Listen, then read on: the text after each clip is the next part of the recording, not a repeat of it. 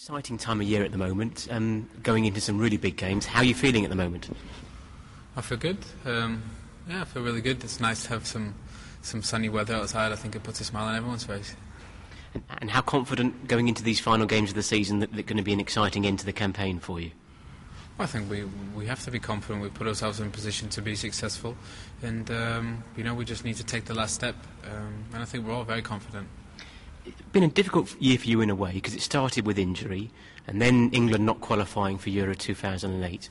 So how much would it mean to finish the season on a high now? I think it's been a great year for me in a sense of learning, I don't look at it in a negative way at all. I think I learned a lot from this season and about certain things that I need to do and maybe do differently.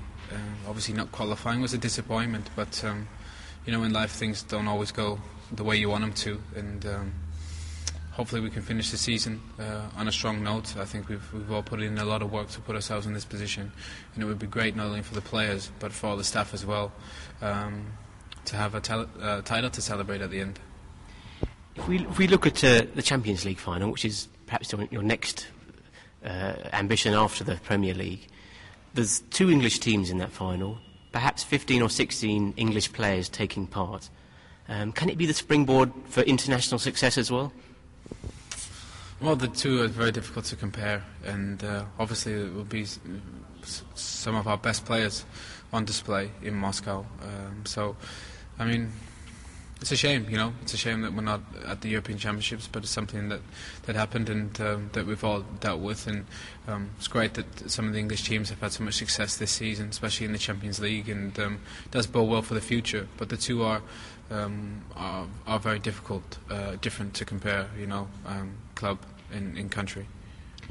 I mean, the FA have released their blueprint for the future this week, and their ambition is at the very minimum to reach the semi-finals of the World Cup in 2010. How realistic do you think that is? Well, it's easy to say, you want to win a league, you want to win a championship, or you want to win a Champions League. It's easy to say, I want to get to the semi-final. It takes a lot of work to get there. We'll focus on the qualifying, do that as best we can, hopefully finish top of the group, and then you go to the World Cup. I think to say from now we want to be in the semi-final, obviously ideally we'd like to be in the final if possible, but there's a lot of work in getting there, and it's going to be a long difficult road. How impressed have you been by Fabio Capello so far?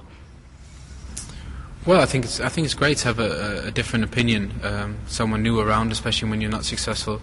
Things change, and I think we all know that, and we've only had 2 games really, so these 2 games are important as well, and I think it's great that he can see all the players week in and week out in the Premier League, and I think he's starting to get a better idea of how he wants to do things.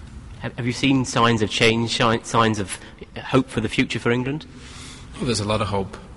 It's not all gloom like everyone paints a picture. I can understand why, but there is hope, and there's a lot of great things in place, and the qualifying campaign will be very important for us this time around, and hopefully we can, or we have to improve on the last one. He has amazing credentials, Fabio Capello. From what you've seen of him so far, how confident are you that we've got the right man this time? Well, he is the right man because he's in place, and that's why he's here. So we believe in that, and we'll give it everything we can, and hopefully as a group we can come together and be successful. I think that's something that all the players and staff and all the fans of this country have been waiting for.